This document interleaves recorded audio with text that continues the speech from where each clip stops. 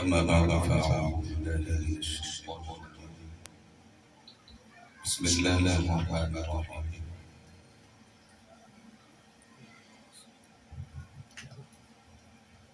لو أنزلنا هذا القرآن على جبل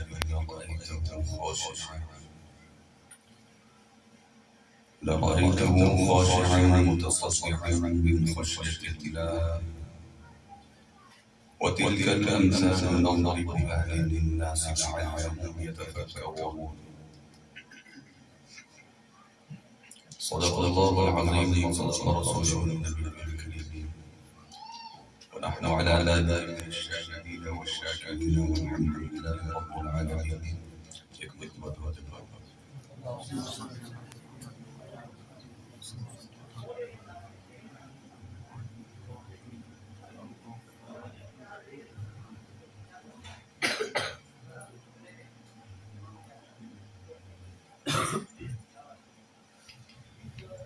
میرے واجب الاحترام قبل الاحترام محترم معززین کرام اور پردے پہ بیٹھ سننے والی ہماری ماں بہنوں بیٹے، آج ہمارے لیے انتہائی مبارک دن ہے کہ اللہ رب العزت سے ہمیں تکمیل قرآن پاک کے موقع پر جمع ہونے کا شرف بخشا ہے۔ ایک تو رمضان مبارک، پھر قرآن پاک کی تکمیل اور پھر طاعات، تو اللہ رب العزت ان تمام ساعتوں کو ہمارے لیے مغفرت کا ذریعہ بنائے، بخشش کا ذریعہ بنائے، اور مبارکباد مستحق ہیں بھائی آفاق صاحب جنہوں نے قرآن پاک کو مکمل کیا، اور اسی طرح جنہوں نے انہیں سماعت کی، تمام کے تمام مبارکباد کا مستحق ہیں۔ اللہ رب العزت کا پڑھنا سننا اپنے بارگاہ میں قبول و منظور فرمائے۔ اگر کوئی کمی کوتاہی رہ جائے وہ غلطی ہو گئی تو اللہ رب العزت درگزر فرمائے۔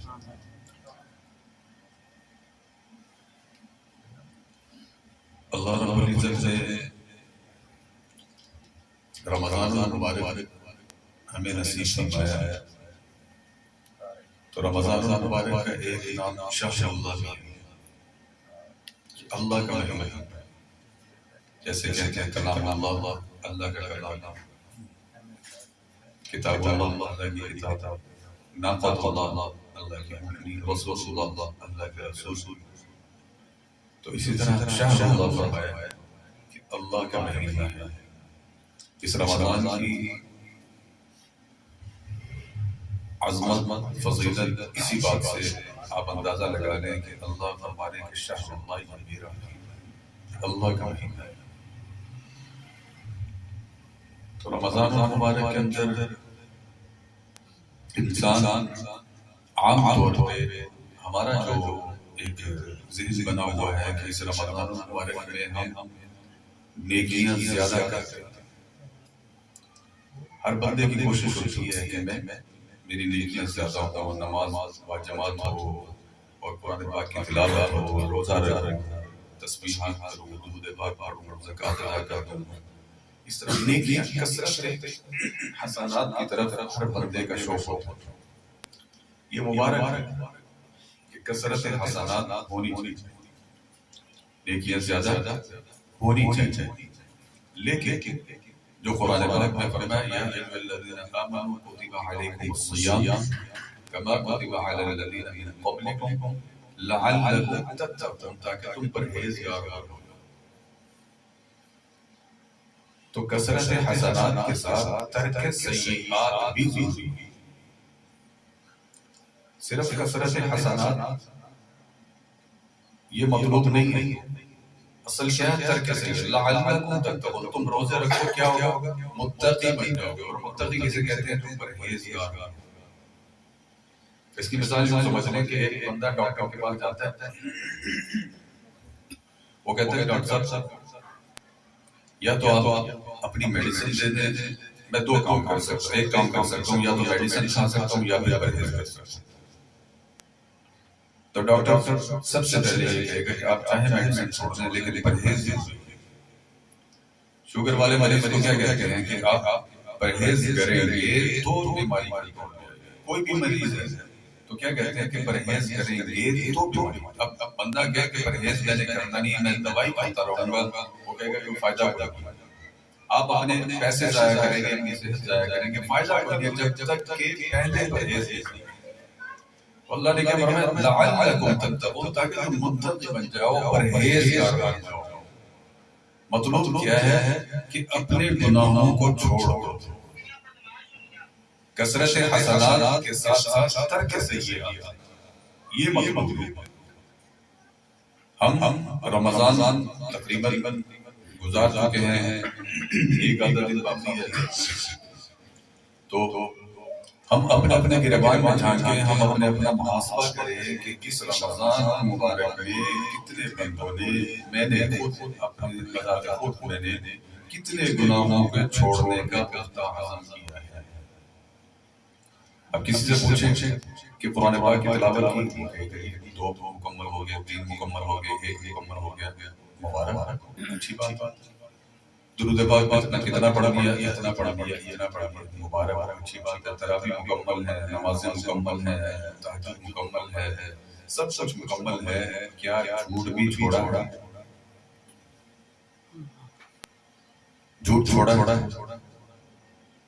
غیبت چھوڑی، کینہ اپنے دل کو کینے سے صاف کیا، راشی افسر نے رشوت لینے سے توبہ کی، تاجر نے ملاوٹ کرنے سے توبہ کی. جنہوں نے دوسروں کے حق ادا کرنے ہیں، کیا انہوں نے حق ادا کرنے کی نیت کر لی؟ اب یہ جب انسان سوچے گا تب اصل پتہ چلے گا کہ ہاں نہیں یار، معاملہ تو وہی کے وہی. تو نیکیاں کیے جا رہے ہیں، دودھ کی بالٹی جمع ہے، لیکن اس کے اندر اگر خدا نہ خواستہ نیکیاں ڈال دی جائیں تو کوئی بھی دودھ کو استعمال نہیں کرے گا. تو نیکیاں بہت سی جمع ہیں، لیکن ساتھ ساتھ نیکیوں کا ضیاع بھی. ابن مسعود رضی اللہ تعالیٰ عنہ سے صحابہ نے پوچھا آپ رمضان کا استقبال کیا کرتے تھے؟ فرمایا کہ جی کرتے تھے. استقبال کیسے کرتے تھے؟ ہم رمضان کا استقبال اپنے دلوں کو کینہ سے صاف کر کے استقبال کرتے تھے. رمضان سے پہلے ہی اپنے دل کو کینہ صاف کرتے تھے کینہ سے. تو کیا ہمارا رمضان ایسا گزرا ہے؟ یہ تقویٰ کا سبب بنا ہے کہ نہیں؟ تو ترک سیئات، یہ مین مقصد ہے. پرہیز کریں گے تو ہماری نیکیاں برقرار رہیں گی. کل بھی میں ایک بات کر رہا تھا، میں نے کہا اسلام کی کرنسی جس طرح ہماری دنیا کی کرنسی ہوتی ہے، اس طرح اسلام کی بھی کرنسی. دنیا کی کرنسی کو سنبھالتا ہے انسان، سیکورٹی میں رکھتا ہے، اس کے حفاظت کرتا ہے. اگر زیادہ آ جائے تو اس کے لیے سیکورٹی کا انتظام کرتا ہے، بینک میں جمع کرواتا ہے، بینک والوں کو ایکسکیوز کر دیتا ہے کہ میرے کنٹرول سے باہر ہے، آپ اس کی حفاظت کریں. تو مختلف طریقوں سے جس جگہ پہ پیسے رکھے ہوتے ہیں، کرنسی رکھی ہوتی ہے، اس جگہ کے کئی لاک ہوتے ہیں. دراز کا الگ لاک، پھر اس کے بعد لاک، پھر کمرے کا لاک، پھر خدا نہ خواستہ اگر کوئی بندہ اچانک ویسے اجنبی اس طرف جا رہا ہو تو بندہ فوراً کھٹک جاتا ہے، ادھر جا رہا ہے، خیر تو ہے. تو یہ دنیا کی کرنسی کی محبت. تو جس طرح ہم دنیا کی کرنسی کی حفاظت کرتے ہیں، اسی طرح اسلام کی کرنسی نیکیاں ہیں. کیا نیکیوں کی بھی ہم اسی طرح حفاظت کرتے ہیں؟ بینک میں سے چیک نکلوائے، پیسے نکلوائے آپ نے، 1 کروڑ روپے، 2 کروڑ، 5 لاکھ، جتنے بھی، اب وہ نکلوا لینا بہت بڑی بات نہیں ہے، لیکن اس کو وہاں سے لے کر چور اچکوں ڈاکوں سے بچا کر دوسرے بندے کے سپرد کر دینا، یہ اصل بات. اس بندے کو کہتے ہیں کامیاب ہو گیا. وگرنہ راستے میں ایک انجان خیالات ذہن میں آتے رہتے ہیں، وسوسے آتے رہتے ہیں. کہیں ایسا نہ ہو جو بھی غور سے دیکھتے ہیں اس کو مشکوک نظروں سے دیکھا جاتا ہے کہ یہ خیر ہے، پتہ نہیں میری طرف کیوں دیکھ رہے ہیں. حالانکہ اس کو نہیں پتا کہ پیسے ہیں کہ نہیں اس کے پاس، لیکن وہ پیسے ہونے کی وجہ سے ہم ہر بندے کو مشکوک نظروں سے دیکھ رہے ہیں. کہیں ایسا نہ ہو یہ مجھے کر دے، یہ کر دے، وہ کر دے.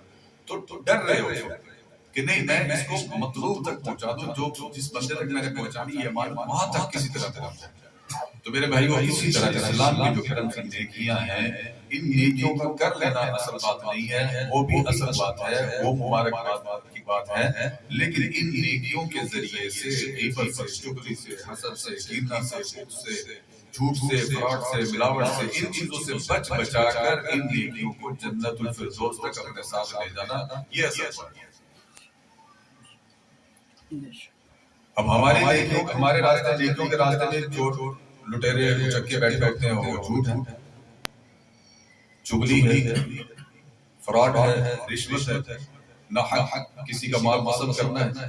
اب یہ سارے چور چکے ہیں، اب ان سے ہم نے بچا کر اپنی نیکیوں کو، اپنی نمازوں کو، اپنی تلاوتوں کو، اپنے روزوں کو، اپنی تمام عبادات کو، اپنے درود پاک کو، اپنے استغفار کو، تمام عبادات کو بچا کر ان کے ساتھ اپنی جنت تک پہنچا۔ کہتے ہیں انسان کے تین بھائی ہیں، تین رشتہ دار ہوتے ہیں۔ ایک رشتہ دار جو جیسے ہی آنکھ بند ہوتی ہے تو وہ ساتھ چھوڑ جاتا ہے، اور ایک رشتہ دار اس بندے کو قبر کے اندر اتارتے ہیں، ساتھ چھوڑ جاتا ہے، اور تیسرا رشتہ دار جو اس کو جنت تک لے کر جاتا ہے۔ تو پہلا رشتہ دار یہ مال، پیسہ، دولت، یہ جیسے ہی آنکھیں بند ہوتی ہیں ساتھ چھوڑ جاتا ہے، برا ساتھ آ جاتا ہے۔ ایسا ہوتا ہے کہ حتیٰ کہ جتنا مرضی قیمتی لباس پہنا ہو اس کو بھی کاٹ کے اتارتے ہیں کہ یہ بھی جانے جانے۔ لباس دور کی بات ہے، ہمارے جسم سے دنیا کا میل لگا ہوا، مٹی لگی ہوئی، اس کو بھی اچھی طرح رگڑ کے دیتے ہیں کہ یہ دنیا کا میل بھی ساتھ نہیں جانا چاہیے۔ اس دنیا کی خاطر ہم آپس میں نفرتیں، لڑائیاں، جھگڑے، ایک دوسرے کو مار دھاڑ، قتل و غارت، نفرتیں، اسی دنیا کی خاطر، اسی پیسے کی خاطر۔ اور کیا معاملہ ہے ہماری دنیا کے اندر؟ کسی کے ساتھ نفرت ہے تو پیسے کی وجہ سے، عزت ہے تو پیسے کی وجہ سے، پیسے والا ہے اس وجہ سے اس کو سلام کریں۔ تو یہ جیسے ہی سانس بند ہوتی ہے یہ خطرہ، یہ ورثہ میں تقسیم تھی، ورثہ اس کے چکروں میں پڑ جاتے ہیں، فوراً سوچتے ہیں یہ جلدی سے جلدی اس کی تدفین کریں، جلدی سے جلدی وقت گزرے اور ہم وراثت کے معاملات ختم کریں۔ اللہ قلیل، اکثر یہ ایسے ہی ہوتے ہیں کہ جو فوراً وراثت کے معاملات حل کر لیتے ہیں، مگر اللہ معاف کرے گے اگلی نسلوں تک وہ وراثتی معاملات چلتے ہیں اور نفرتیں یوں ہی ساتھ ساتھ چل رہی ہوتی ہیں، دلوں میں نفرتیں، کینہ لیے ایک دوسرے کے معاملات انتہائی درجے میں خراب ہوتے ہیں۔ تو جب معاملات شروع میں صاف نہیں رکھیں گے، سگا بھائی ایک ہی جگہ پہ کھانا کھا رہا ہے لیکن درمیان میں نفرت کو بتا رہا ہے کہ اس نے میرا حق نہیں ابھی تک ادا کیا۔ باہر تو پہلا بھائی، پہلا رشتہ دار آنکھ بند ہوتے ہی وہ ساتھ چھوڑ ختم۔ سکندر اعظم جب فوت ہوا تو اس نے کہا کہ میری جب میرا جنازہ جائے تو میری ہاتھ جو ہے نا یوں کفن میں سے باہر نکال دینا اس طرح، تاکہ دنیا والوں کو پتہ چلے کہ سکندر اعظم بھی دنیا سے کچھ نہیں رہی۔ تو یہ پہلا رشتہ دار ہے، یہ یہاں ساتھ چھوڑ۔ دوسرا رشتہ دار ہمارے جو رشتہ دار ہیں، بھائی ہیں، بہن ہیں، جو رشتہ ہوتا ہے، ماں باپ، سارے بیٹے، مال اولاد، یہ سب یہ قبر تک ساتھ جاتے ہیں۔ کبھی بتائیں دنیا کے اندر کسی جگہ پہ بھی والد کے ساتھ بیٹے نے کہا ہو کہ میں 1 گھنٹہ ساتھ قبر میں رہوں گا، اس باپ نے میرے لیے بڑی قربانی دی، یا باپ نے کہا ہو کہ میں اپنے بچے کے ساتھ 1 گھنٹہ ساتھ قبر میں مجھے بھی دفنا دوں، کوئی ساتھ نہیں جاتا، بس مٹی ڈالی، چھوڑ دیا اور چل پڑے۔ تو رشتہ دار قبر تک ساتھ جاتے ہیں۔ تدفین بھی آپ یہ دیکھیں کہ جس باپ نے پورا بنگلہ، پوری کوٹھی، پورا گھر، پورا مکان، پوری جوانی تک جو آپ کو پہنچا دیا، اس باپ کو ہم مرنے کے بعد اپنے گھر میں چند گھنٹے بھی رکھنا پڑتا ہے۔ سب سے پہلے جلدی سے جلدی کہتے ہیں وہ ہمیں ڈر لگتا ہے اس کمرے سے کہ یہاں میت رہتی ہوئی.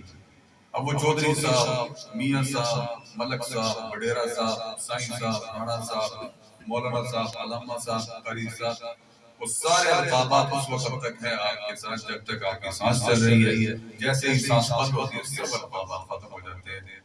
کیا سوال ہوتا ہے جب مرنے کے بعد پوچھتے بندہ یہ پوچھتا ہے کہ مولانا صاحب کب آ رہے ہیں؟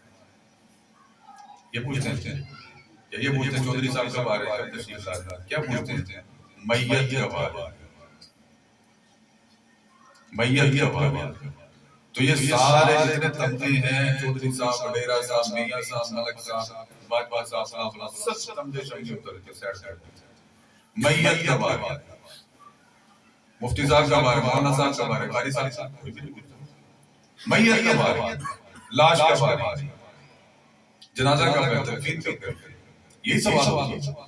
تو رشتہ دار دوسرا رشتہ دار ہے، دوسرا تعلق وہ رشتہ داروں کا وہ قبر تک سکتا ہے، وہ چھوڑ کے چلے جاتے ہیں، تدفین کرتے ہیں اپنے والے. اور تیسرا جو اصل تعلق نبھاتا ہے وہ رشتہ ہے نیکی. یہ اگر نیکیاں ہیں انسان کے پردے میں تو پھر انسان کو یہ جنت تک ساتھ نکلے گا. اور اصل رشتہ یہ اصل یہ تو اللہ رب العزت ہمیں ان باتوں پر عمل کرنے کی توفیق نصیب فرمائے. اللہ رب العزت جتنی ہم نے نیکیاں کی ہیں ان کو اپنی بارگاہ میں قبول فرمائے. ان نیکیوں کے ساتھ ساتھ ہمیں گناہوں میں چھوڑنے کی بھی ہمت نصیب فرمائے. ہم سب آج پکے پختہ دل پختہ نیت سے ارادہ کر لیں کہ آئندہ کے بعد ہم جھوٹ نہیں بولیں گے، غیبت نہیں کریں گے. دیکھیں اصل متقی تو وہی ہے جو گناہوں سے بچایا گیا. ہمارے متقی لعلکم تتقون، تاکہ تم متقی بن جاؤ، پرہیزگار بن جاؤ. پرہیزگار کون ہوتا ہے؟ کہ جو پرہیز کرتا ہے. یہ نہیں کہ یہ بھی کھاتا ہے یہ بھی کھاتا ہے اور ساتھ ساتھ پرہیز کر ہی نہیں رہا تو بیماری ختم نہیں ہوگی. تو ابن مسعود رضی اللہ عنہ نے کیا فرمایا کہ ہم رمضان کا استقبال کرتے تھے اپنے دلوں کو کینہ سے صاف کرتے. اور ایک جگہ لکھا ہے کہ کینہ رکھنے والے آدمی کی لیلۃ القدر میں بھی مغفرت نہیں ہوتی، والدین کے نافرمان کی لیلۃ القدر میں بھی مغفرت نہیں ہوتی. اور وہ حدیث جبریل جو آپ کے سامنے ہے، آپ نے اپنی بارہا سنی ہے کہ جب نبی علیہ السلام ممبر رسول پر تشریف لائے تو فرمایا آمین. تو صحابہ نے پوچھا یا رسول اللہ کیا مختصر کرو؟ تو نبی علیہ السلام نے فرمایا کہ جبریل علیہ السلام تشریف لائے اور فرمایا کہ جو بندہ رمضان کو اپنی زندگی میں پائے اور اپنی مغفرت نہ کروا سکے وہ ہلاک اس پر نہ کرے. تو اللہ اس رمضان کو ہمارے لیے مغفرت کا ذریعہ بنائے، ہمارے لیے بخشش کا ذریعہ بنائے، اور اللہ رب العزت جو اس رمضان کی روح ہے وہ ہم سب کو نصیب فرمائے، اور کثرت حسنات کے ساتھ ساتھ ترک سیئات کی بھی اللہ رب العزت ہم سب کو ہمت نصیب فرمائے، توفیق نصیب فرمائے. وآخر دعوانا الحمدللہ رب العالمین.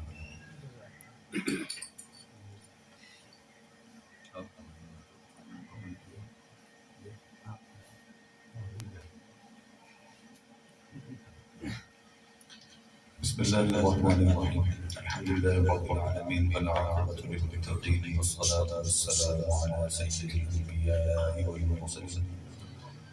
ربنا آتنا في الدنيا حسنة وفي الآخرة حسنة وقنا عذاب النار. ربنا ظلمنا أنفسنا وإن لم تغفر لنا وترحمنا لنكونن من الخاسرين.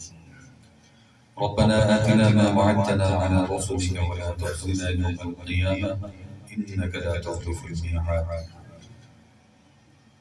اللهم إنا نعوذ بك من جهد البلاء ودرك الشقاء وسوء القضاء وشماتة الأعداء.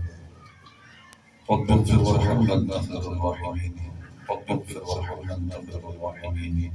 رب اغفر وارحم أنت خير الراحمين.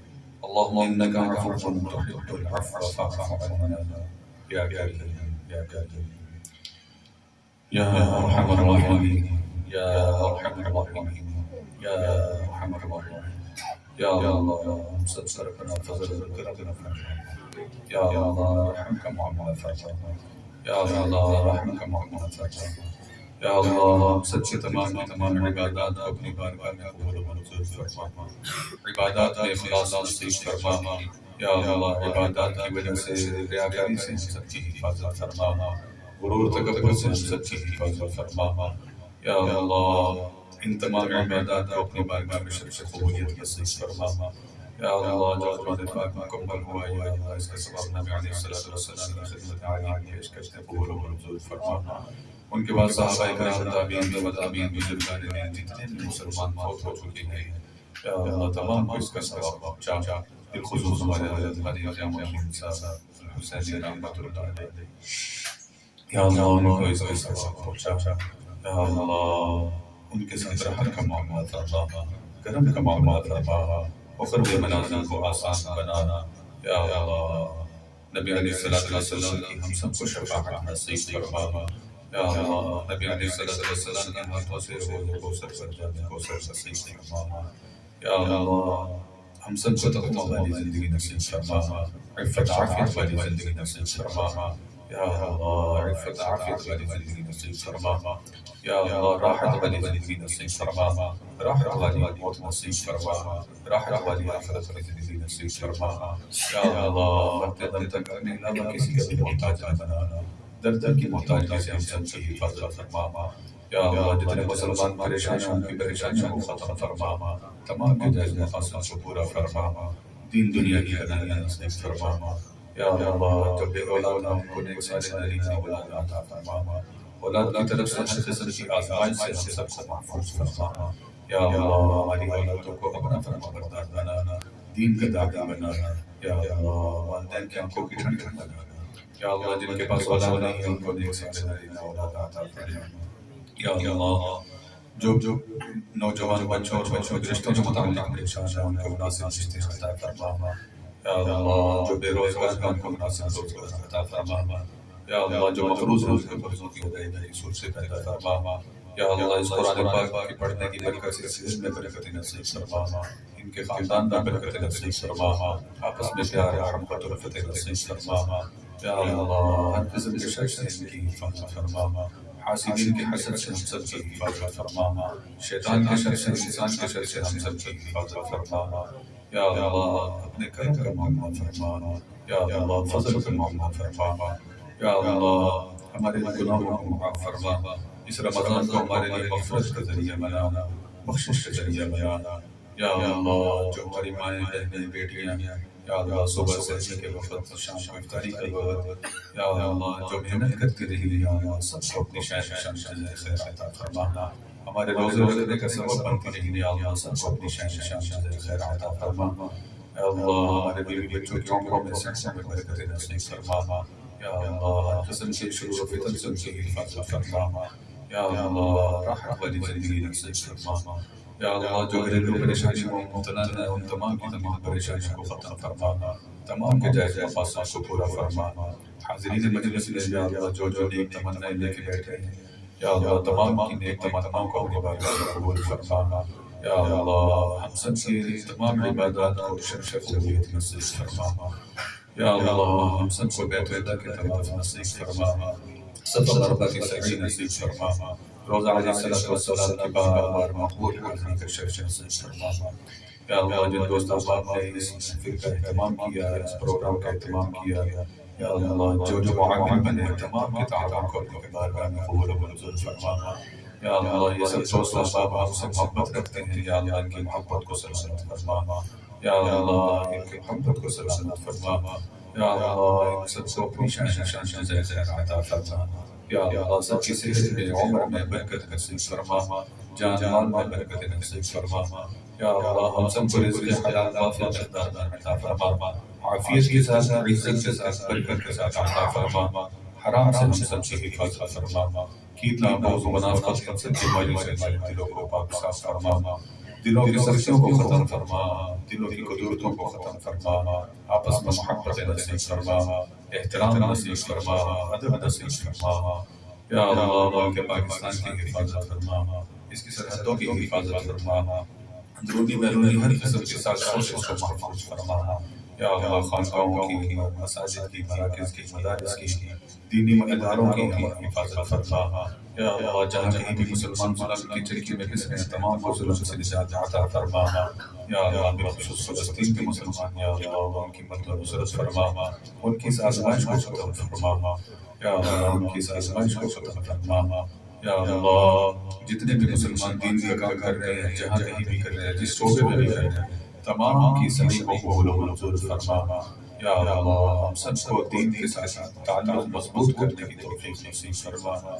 یا اللہ جو الہیہ نبی علیہ السلام نے مانگی ہیں ان سب سے ہم بھی طلبگار ہیں، ہمیں بھی عطا فرما۔ جن شرور و فتن سے نبی علیہ السلام نے پناہ مانگی ہے، یا اللہ ہم سب کو پناہ عطا فرما۔ یا اللہ مرتے دم تک اپنے علاوہ کسی کا بھی محتاج نہ بنانا، در کی محتاجی سے ہم سب کی حفاظت فرما۔ ربنا تقبل منا انك انت السميع العليم وتب علينا انك انت التواب الرحيم۔ صلى الله تعالى على خير خلقه محمد وآله وأصحابه أجمعين برحمتك يا أرحم